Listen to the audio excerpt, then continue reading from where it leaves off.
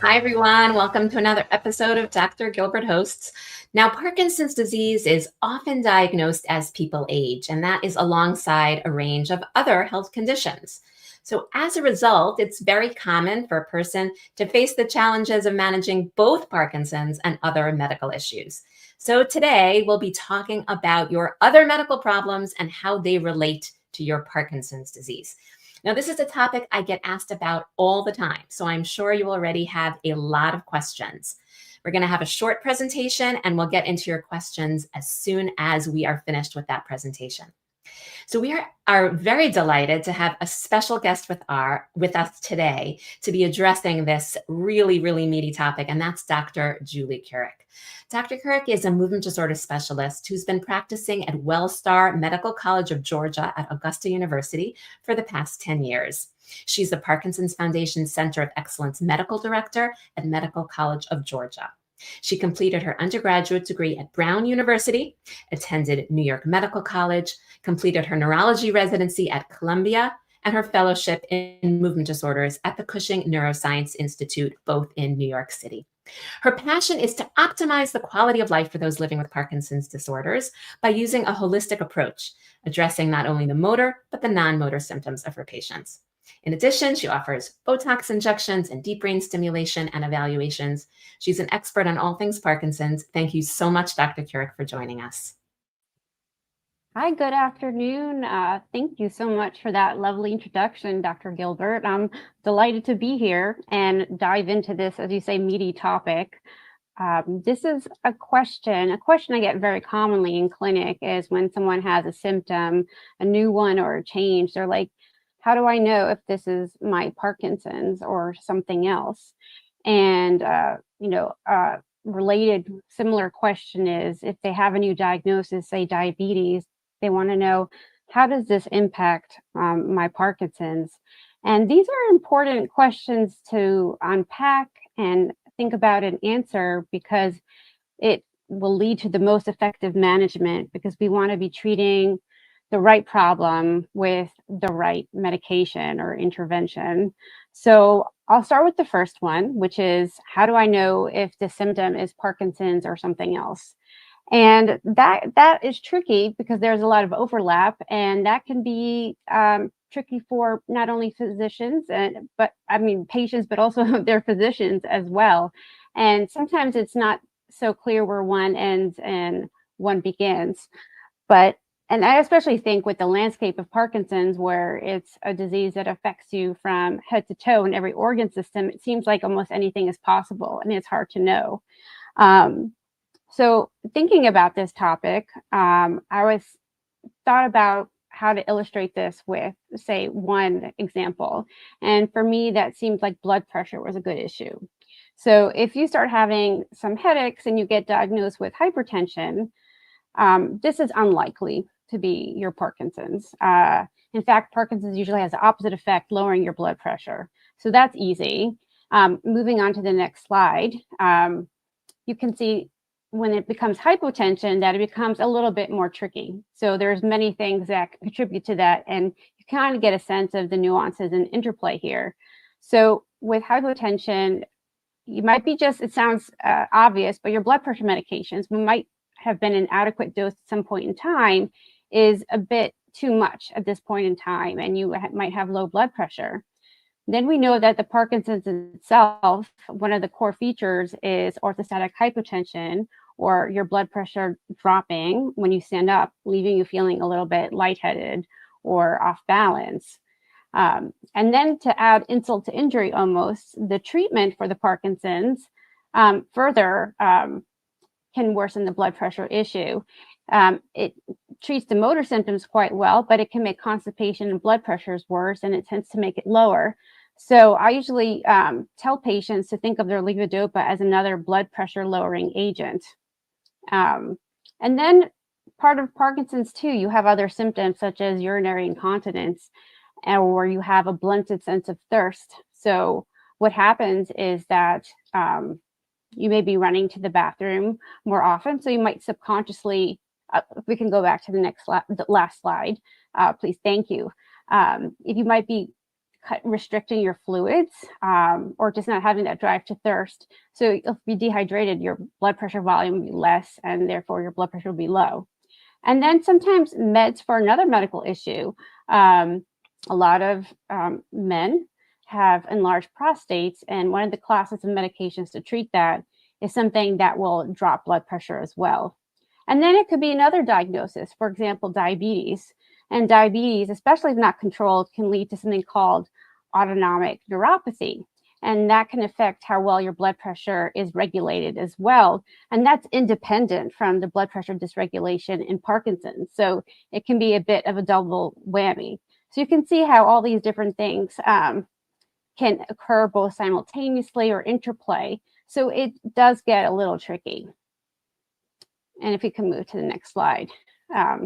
So along those same lines, another medical problem that can cause the same symptoms as a motor or non-motor symptom of PD or make the symptoms worse is, as I alluded to, enlarged prostates. This can cause increased urinary frequency. What's happening is that with a large prostate, you're not able to completely empty. And so you have to go frequently to completely empty the bladder, which is a different mechanism from Parkinson's, which is more central, neurogenic in nature, but they can mimic each other. And it's really with a good history, maybe some testing, that you can tease that out. Next slide, please. And sometimes the effects of another medical problem or medical treatment can be more profound in someone with Parkinson's versus the general population. A lot of my patients will say that they have good days and bad days, and it can be variable.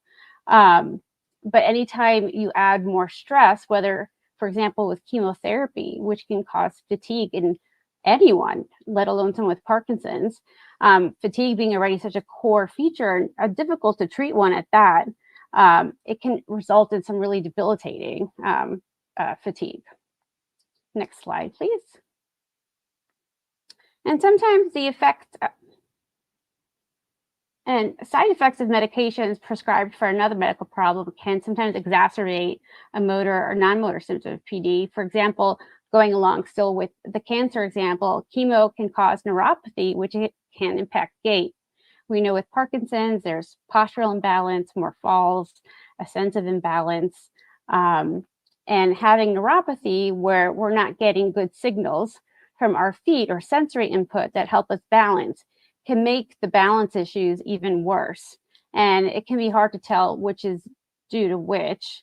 The good news is sometimes that the treatment will be the same, such as physical therapy, and can be addressed that way. I already alluded to the high blood pressure medication, and we can go on to the next slide. So there are a lot of studies looking at the prevalence of particular medical problems such as diabetes and cancer in people with PD. And at the end of the day, whether you have this disease and you have Parkinson's or not, we want to do is maximize your quality of life and live as well as you can with both conditions. And it stands to reason the more optimally managed you are and the more robust your health, the better you'll be able to weather any kind of Parkinson's symptoms as well. And next slide. So one way you as a patient can sort of think about how do I know whether this is something PD related or something else is to think about how it started.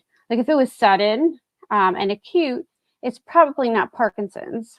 If it was slow and progressive, it's more likely to be related to that.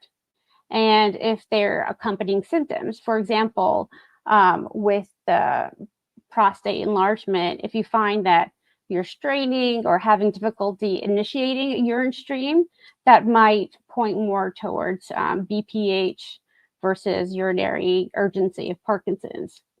And then you want to think about if there's been a change. Has anything changed in your habits? Have you started taking new medication, even over the counter? Or was there some kind of stressful event or something that happened that may have caused this? And then you want to know about the response to non-PD medications. For example, if someone's confused and it turns out that a UTI is diagnosed and antibiotics are started and hallucinations and confusions resolve, then we know that that wasn't a progression of the Parkinson's, but rather the manifestations of the UTI. So it's important to see your neurologist and ideally a movement disorder specialist who could kind of look at this as a whole. We're used to looking at patterns and asking certain questions to help us tease those things out. And to kind of make the most of your visit, here are some things that you can do yourself is keeping a symptom journal. For example, if you have pain, did it come on suddenly?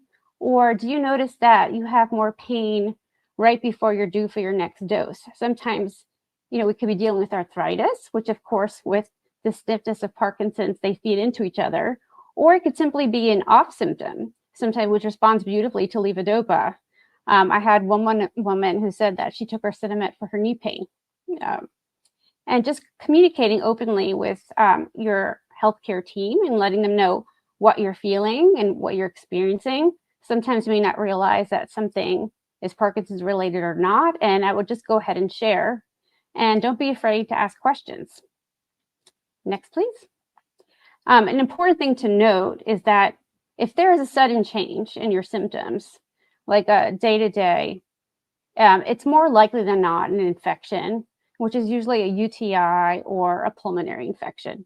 And important to go to an urgent care, your PCP, to get that evaluated and treated as soon as possible. So speaking of illness, sometimes illness or even surgery will land us in the hospital. And hospitals are notoriously dangerous places for people with Parkinson's. We know how important it is to get your medications on time, and hospitals are notoriously understaffed. So there isn't so much of an appreciation or understanding of how important the timing of the medications are. And there is an allowance to take medication sometimes within an hour plus or minus of the designated time. So when you're in the hospital, because of the stress itself of the illness or surgery, never mind the other factors that some of which I mentioned already, you can usually expect your symptoms to be temporarily worse. And recovery can be slow. It's usually not as fast as we would like it to be, especially compared to someone with PD. So we would encourage you to be patient. Usually everything will return to baseline if given enough time. So you might ask, what are some symptoms that could get worse while in the hospital? So those can be swallowing issues if you're tired, or even sometimes I feel just laying in the bed, the way you sit can kind of also make the swallowing issues worse. Dehydration, low blood pressure. We're trained, most medical people are trained to really get that blood pressure low.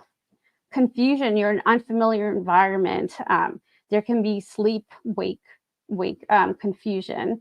And this can make people be disoriented, delirious, possibly hallucinate. And, anyone who's going to be laying in a hospital bed will get deconditioned and have more difficulty moving or balance issues. That's compounded because of the Parkinson's. So you can expect balance to be worse.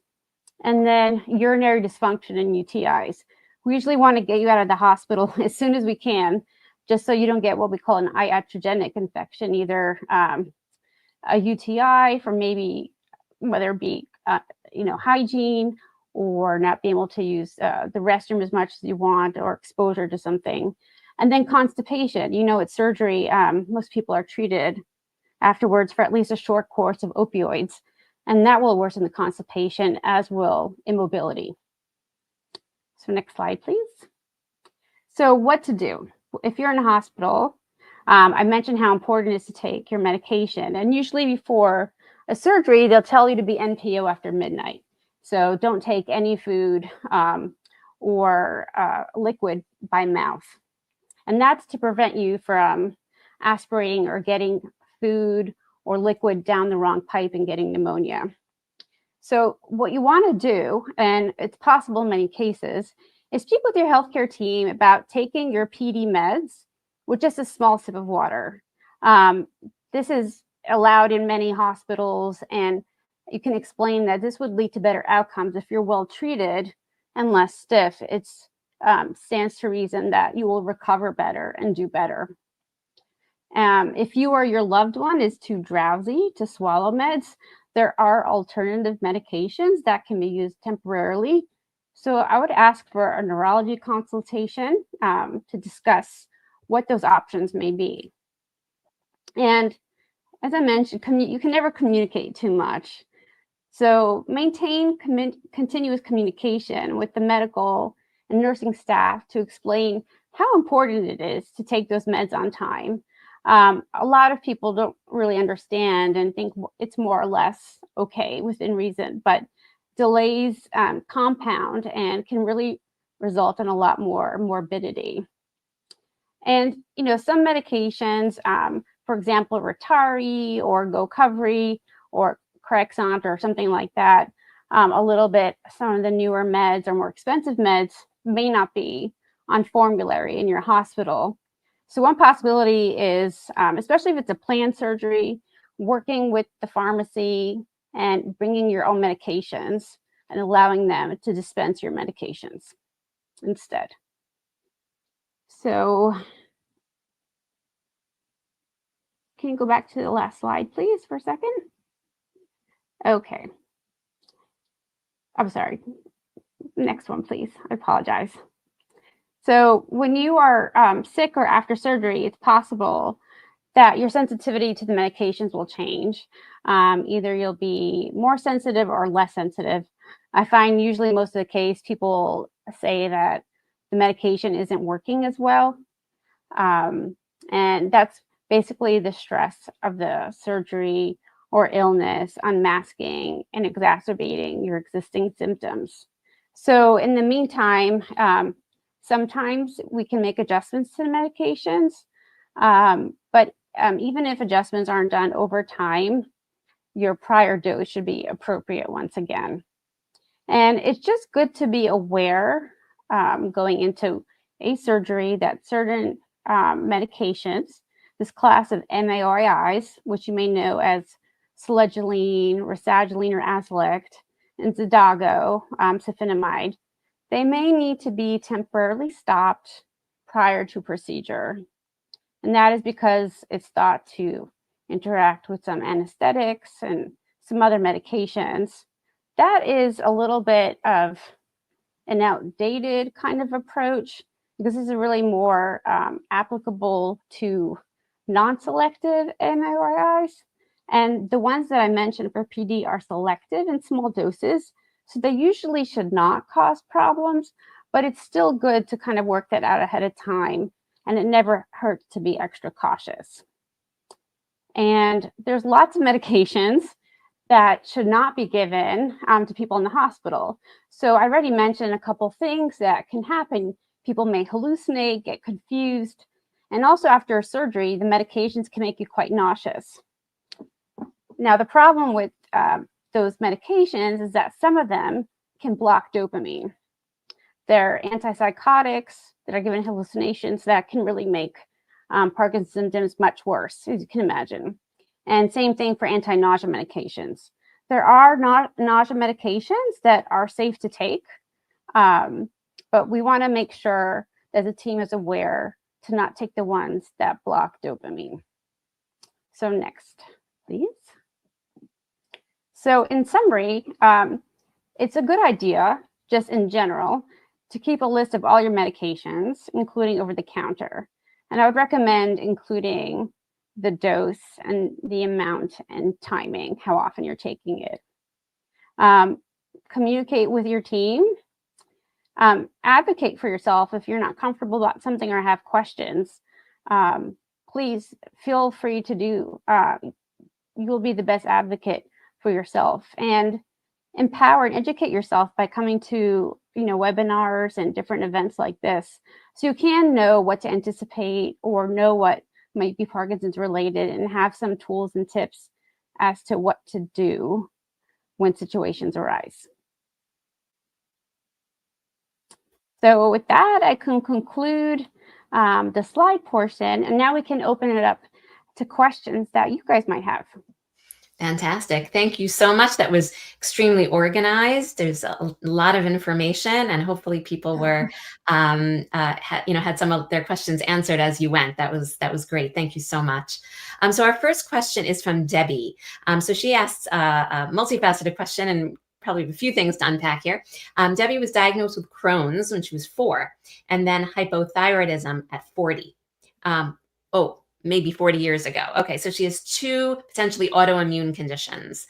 So could you discuss the relationship between symptoms of hypothyroidism in Parkinson's and then symptoms of Crohn's and Parkinson's, and how those might interact or interrelate? Sure, absolutely. So, one of the symptoms we know with untreated or undertreated hypothyroidism to be kind of fatigue and slowness, and some delay. And that could potentially be a mimic for Parkinson's, bradycardia, or slowness. So we would, want to make sure that your thyroid is being optimally treated and trying to kind of tease out which is due to what. But if your thyroid is optimally treated, I can't imagine it really having too much of an impact on your Parkinson's. And in terms of the Crohn's, that's another area. And one thing I would say, if you're overtreated with your thyroid too, you could have some, worsening tremor. In the hyperthyroid state, you can sweat, feel anxious, and shake, which can also look like Parkinson's. So you kind of want to have that Goldilocks of just right level. And then, Crohn's and Parkinson's share GI distress. They'll be different manifestations, though. With Crohn's, it's usually kind of more suddenly needing to go. There's a little bit more diarrhea involved, as opposed to more of the slowness in transit. But that can be confusing too, because there can be something called impact incontinence, where your stool gets so impacted that your body's trying to move stuff along, and you end up having loose stool around the constipation. So there can be some overlap. And I think basically working with your GI doctor, and ideally we're lucky at our institution to have GI doctors who specialize in Parkinson's and study motility, finding a regimen that helps to kind of keep your GI system as calm and as regular as possible. And that's important too, because that'll affect how well you're also absorbing your medications. Wow, that so much interaction. I tell my patients very often, you have one body, and it's sometimes impossible to know what's what. And as you get older, Exactly. you're allowed to have more than one condition. And it sounds like Debbie's had them for many years, so just a lot to consider. Thank you for that. So we have some excellent questions coming in. We have a question from Marcia. What about radiation therapy for breast cancer? And it turns out that it's on the same side of the Parkinson's. What do you think of how that may affect Marcia? Sure. In terms of the radiation therapy, so usually that's done locally, right? It was for, was it throat cancer or breast cancer? Breast cancer. So that would be unrelated to the Parkinson's symptom side, because that would come because your left brain controls your right body and vice versa. So if it was Parkinson's related, it would be the opposite side. So I don't see necessarily a relationship that way. However, I have seen people with radiation come in with kind of hardened tissue and or dystonia that I sometimes inject with Botox. So that could be something that you might experience that might be amenable to treatment. And in terms of cancer, I see lots of sequelae, more so I think from chemotherapy, due to the direct neurotoxic effects of these medications on the nerves. But radiation is a stress on the body too, so it could potentially accelerate or result in some kind of damage that would accelerate a process. Thank you for that. We have a great question from Cynthia. You talked a lot about blood pressure management and regulation in Parkinson's disease and how it can be, blood pressure can be too low. It can be many, many causes. What about heart rate? Bradycardia specifically, low heart Mhm. rate. Can that be related? Can that be a non-motor side effect of Parkinson's, or is that going to be something heart related? Don't usually see that as a consequence in Parkinson's, with the dehydration, orthostatic hypotension. Often I see tachycardia, more as a result to try to compensate for the high blood pressure. However, it's impossible sometimes to tease out if it's being, if the heart cannot respond, it may be impossible to tell. If it's a consistent bradycardia, this is hopefully something that's been, evaluated by your PCP and ideally a cardiologist. If it is low enough, we would recommend usually a pacemaker or something of that sort, but that would make it even more important to make sure that medication selection, especially in regards to blood pressure and heart rate, would be carefully selected. Great. We have a question from Myrna. So I'm going to ask her a question and then elaborate on it. So Myrna said that 2 months after her Parkinson's diagnosis, she had a hemorrhagic stroke and now has balance and coordination issues that do not seem related to Parkinson's disease. So I'd like to broaden the question a little bit and talk about if you have two brain problems. So you have Right. Parkinson's disease and then you had a stroke or some other brain problem. How do you deal with two neurologic disorders at the same time? Right. And I have a couple patients who have had both, unfortunately. As you know, PD does not preclude you from having other conditions. So, there's a greater usually territory or areas of the brain involved when you have two processes going on. So you're going to have more mechanisms towards imbalance. Um, to be able to walk well, you need to have good eyesight. Your inner ear needs to be working well. You need good muscle strength and bones, your brain and your balance center, and good nerves throughout your body, but particularly your feet. So when you have more areas kind of affected, particularly in the brain, that's a challenge for sure. The good news is that regardless of the cause, physical therapy will be the best route to address that. Unfortunately, gait and balance, as we know, are areas of needed intervention and treatment. But that is not to dismiss physical therapy, which can be extremely effective. And I've seen patients do very well after that. But you're just basically knocking out more circuits that are involved in regulating your balance. So it would stand to reason that it would make things more challenging. Yeah, that can absolutely be a really, really difficult situation when you have two neurologic conditions. But as you said, definitely if you sort of understand the two conditions and what they each Mhm. contribute, you have a better chance of getting better. So thank you so much for that question, and good luck to you, Myrna. So we have a question from Jane, which I'm going to paraphrase as well. You mentioned that at your university, you're lucky enough to have a gastroenterologist that knows Parkinson's disease. For someone who does not have access to such a specialist or other specialists, urologists, let's say, or gastroenterologists who you need to consult because you have, you would like their expertise. How do you find someone, if possible, how do you find someone who may understand the relationship between their system and Parkinson's disease? Sure. I would say off the top that finding that person will really depend where you live. Um, a lot of patients that come to me come from rural areas that don't have access to specialists such as the one that I've mentioned. So I would say, number one, having a good relationship with your primary care doctor and seeing that they understand your condition. And more so, I've seen primary care physicians who are willing to learn and kind of be able to successfully treat many of their patients' conditions.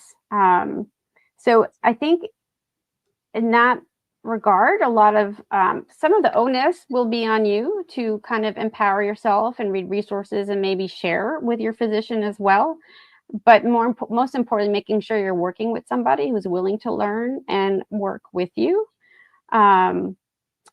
It's, the number of movement disorder neurologists, unfortunately, is too few.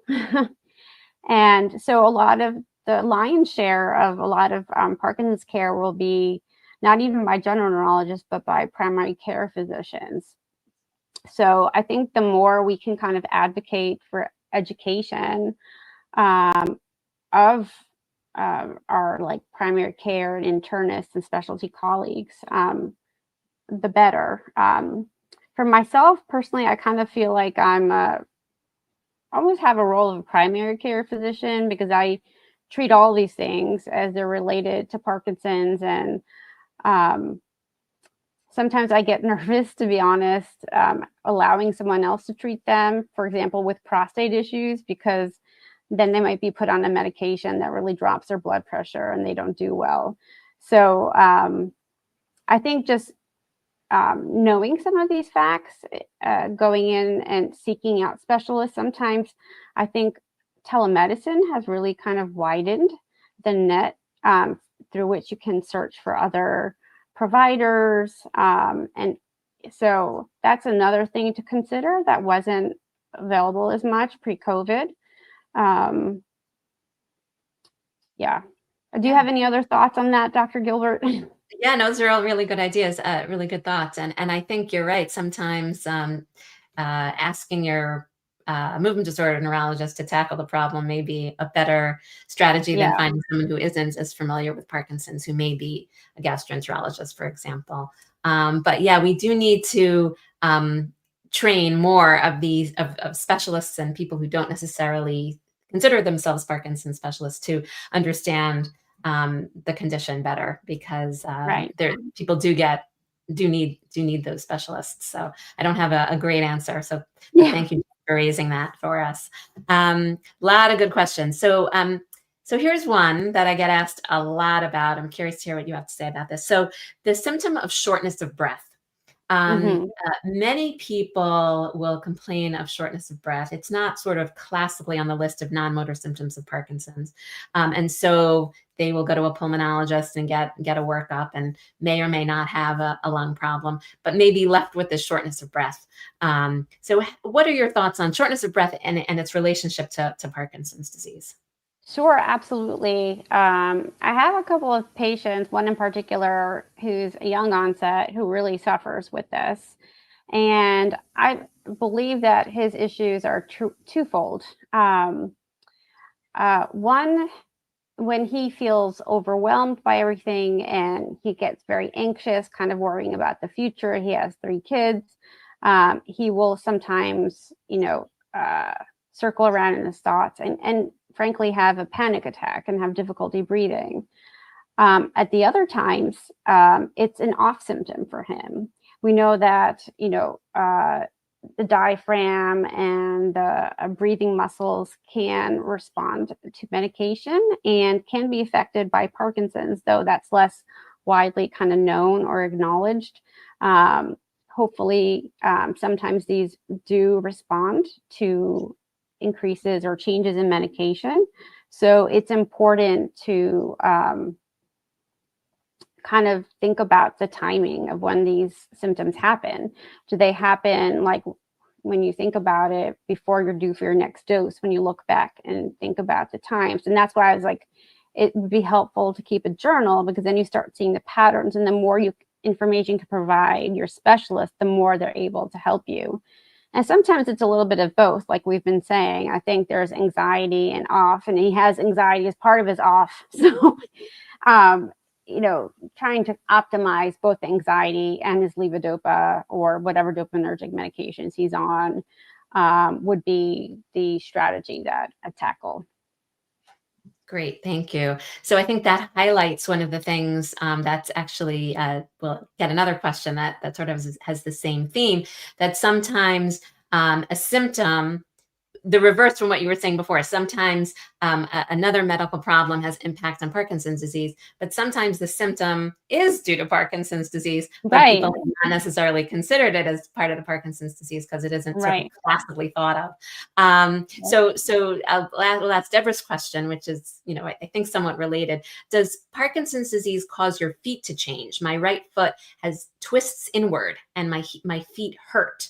And my mouth seems to twist. So again, this is a symptom that maybe hasn't been recognized as part of Parkinson's, and Deborah's Mhm. curious. Do you think it is? So, I think there's a very high probability that it is. In Parkinson's, one of the things you can experience is dystonia, and it's very common for that to occur in the foot. And that can manifest, as Deborah mentioned, as inturning of the foot, or sometimes you'll see it as curling of the toes. And those are not always medication responsive. I usually will use Botox for those, and it responds usually beautifully to that. Sometimes you can have separate, orthopedic issues in case you want to address those as well. But in regards to the pain, it really depends on the kind of pain you're experiencing. If it's arthritic, there's that interplay and interfeeding between rigidity and bone pain or stiffness. But we know that Parkinson's itself, older age, and even levodopa treatment can contribute to neuropathy. And you might feel numbness, tingling in your feet. It might be even just an absence of sensation, feels kind of numb. One patient said he felt like he's walking on water bags sometimes. So that is related to Parkinson's indirectly. So, and Yeah. both can be painful, both the dystonia and the neuropathy. And when you have both going on, it can be uncomfortable. And those would require different and separate treatments.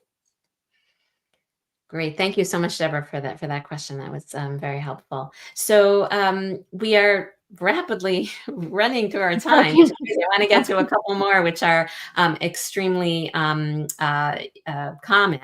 that people may be asking, which is, so I have high blood pressure at Hmm. times, and then I take my medication, and then I get really low blood pressure. So it seems like I do need to be on medication for my high blood pressure, but then it causes my blood pressure to be too low. How do you manage this up and down? Not just down, but up and down. That's a really hard one. Yeah, that's tough, and that's a challenge I'm working with every day for the most part. I would say, first of all, I would say, what do you consider high? Um, because in my world, what I consider high, or I would say the opposite, what patients will consider not that bad. I actually have a tolerance to high blood pressure, knowing that when people stand, it will drop, and I don't want it to drop to something too low. And the symptoms you'll experience, I've mentioned orthostatic hypotension, but I like to call it the 4 Fs because everyone remembers an F word. So it would be like falls, fatigue, feeling dizzy, and foggy headed. And those are symptoms that people don't necessarily relate back to either blood pressure or Parkinson's. So it would be important to mention. So I usually let blood pressure kind of stay on the higher end, honestly. And if you're having these drops with your medication consistently, as I mentioned, levodopa is expected to drop your blood pressure. Timing it and taking something together with it, like a vasoconstrictor, something that helps your vessels tense, like midodrine, can help kind of counterbalance that high blood pressure. So going about your day during the day with hypertension, I'm pretty liberal. I allow people go up to 180. In some cases, if their orthostatic hypertension is bad, 200. I'm not recommending that. I prefer 140 to 160 kind of range. But what we want to be careful about with hypertension is at night when you're getting to bed. When you're flat, you don't want to have a lot of pressure going to your brain. So if you are going to take a blood pressure, or somebody needs to take blood pressure pills, I recommend they take them at night once they're laying in bed and not moving about, so the risk of falling is much less. And there's other ways to counterbalance it, like elevating the head of your bed. And there's also like counter maneuvers. Standing up for a while will drop it. So sometimes it's tough, and it is a little bit of a dance and interplay. There's certain medications that I like a little bit more, such as pyridostigmine. You might have heard of it, like Mestinon, which is used for myasthenia gravis. But I like to think of it as a lubricant for our nervous system, and it helps it to function better. So we're not spiking your blood pressure too high or letting it drop too much, just kind of helping to even it out. So I would say more important than any number, though, is how you feel. How are you functioning? Because numbers don't tell the whole story. What matters more, are you having headaches with the high blood pressure? Are you having any trouble with it? How are you feeling when you quickly stand up? These would be answers that would help guide me as to how to address the issue. Great. Thank you so much for that. So another great question that I think we need to address before our time is up is exercise. So somebody who we're always, we're told time and time again, and it's all true, that Parkinson's disease, people with Parkinson's do better when they exercise. But what if you have a condition that hinders your exercise, like arthritis making it painful, or heart disease that's limiting your ability to exercise? How do you deal with that conundrum? Sure. And that is, something I definitely see in my own patients. I say within the cardiac situation to get cardiac clearance first, so we know what your maximum kind of like efforts are and what's safe for you. In regards to arthritis, I feel like there's an exercise for everything. And one thing I recommend, if you have access to it, is using a pool, because it takes the weight bearing off. It's easy on the joints. You feel buoyant, and also you don't fall in the water. You're supported. So if you have access to aquatic therapy or a pool, I would recommend gentle movements, and even something as simple as gentle walking. The issue with arthritis, it's expression, move it or lose it. Motion is lotion. When you move, like the liquid around your joints kind of lubricates and helps. And the less you move, the worse arthritis gets, and you get up in the snowball. So just starting off with something very gentle. And if you haven't exercised for a while, I would say just start off really small. Just do gentle stretching for just 2 minutes twice a week. Anyone can do that, and they'll give you a nice sense of accomplishment, and then you can build from there. That would be my recommendation. Do what you can when you can, and go from there. Great. Thank you. Great advice. What flashed up on the screen, I want to highlight it. I think somebody put a comment in the comment section that the Parkinson's Foundation has a guide for hospitalization for people in Parkinson's disease. So yes, thank you so much for that comment. And it is a wonderful resource for people who know that they're going to have hospitalization, or think they might have one in the future, to kind of get it all out there and have a resource for that. So thanks for that comment. Okay, so we have another excellent question. Let me find it. Yes, so we had a question about irregular heartbeat. So it was Betsy who said she had an irregular heartbeat around when her Parkinson's was diagnosed. So this is different than a slow heart rate. Any connection between irregular heart rates and Parkinson's? Well, we know that with Parkinson's, there can be something called heart rate variability changes, though usually that doesn't manifest in arrhythmias.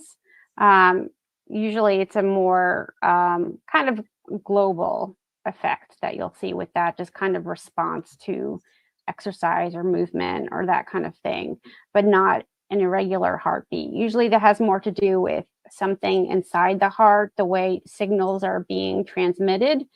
And again, I think it's one of those things where as we mature, certain things become more common.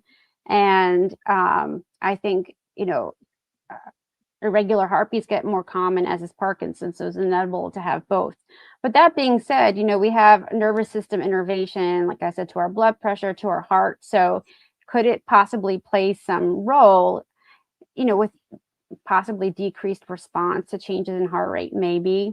I don't know of any direct connection, but I would say there's got to be at some level some interplay, but I don't think they're directly related.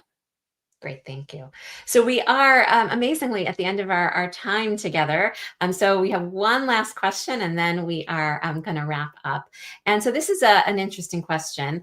There is a lot of talk about how anti-inflammatory medications are good for people with Parkinson's. And there are epidemiologic studies that show that people on anti-inflammatory medications may have a lower rate of Parkinson's disease. So is this a reason for a person to preemptively take an anti-inflammatory medication like Advil?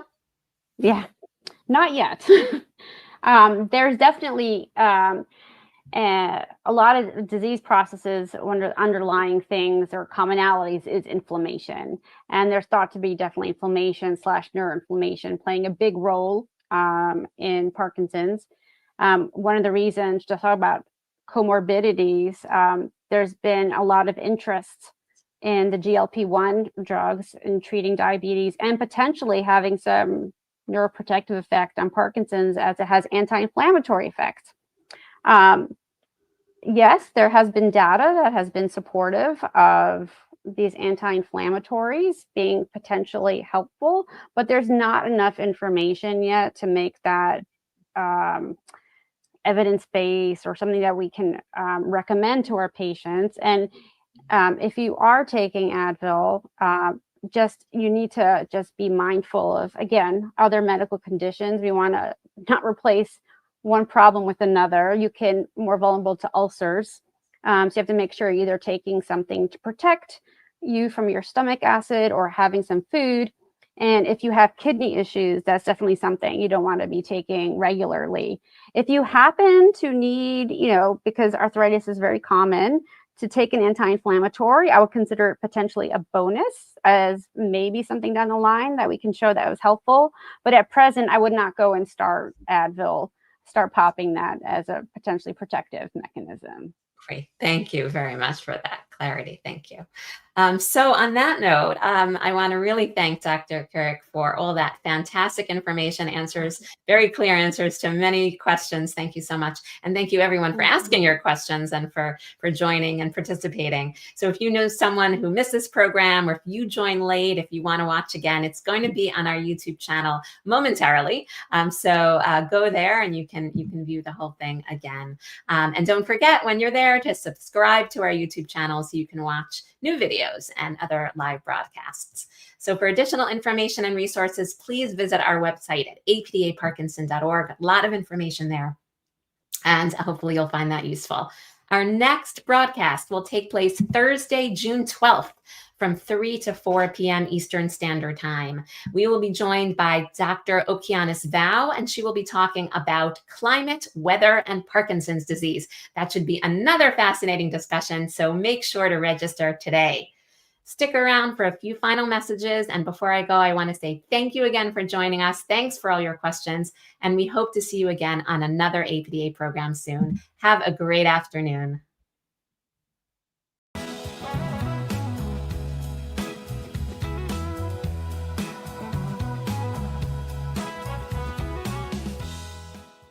Hi, I'm Leslie Chambers, President and CEO of the American Parkinson Disease Association. Thank you so much for joining us today on our program.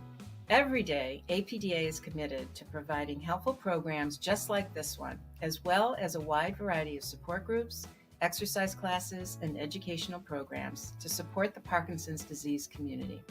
Whether online or in person, APDA is here for you every step of the way. You can find all of our upcoming virtual events on our website at apdaparkinson.org/events. We keep you posted on our social media channels as well, so make sure you follow us there. You can also connect to local resources and events through our nationwide network of chapters and information and referral centers. Remember, we're just a click or a phone call away. If you've enjoyed today's broadcast, I hope you will consider making a donation to help keep programs like this possible. Every gift, large or small, helps APDA support people living with PD through thoughtful programming, reliable resources, groundbreaking research, and more. Please visit apdaparkinson.org/donate today to support our critical work for those with Parkinson's. We are so grateful for your generosity. Thank you.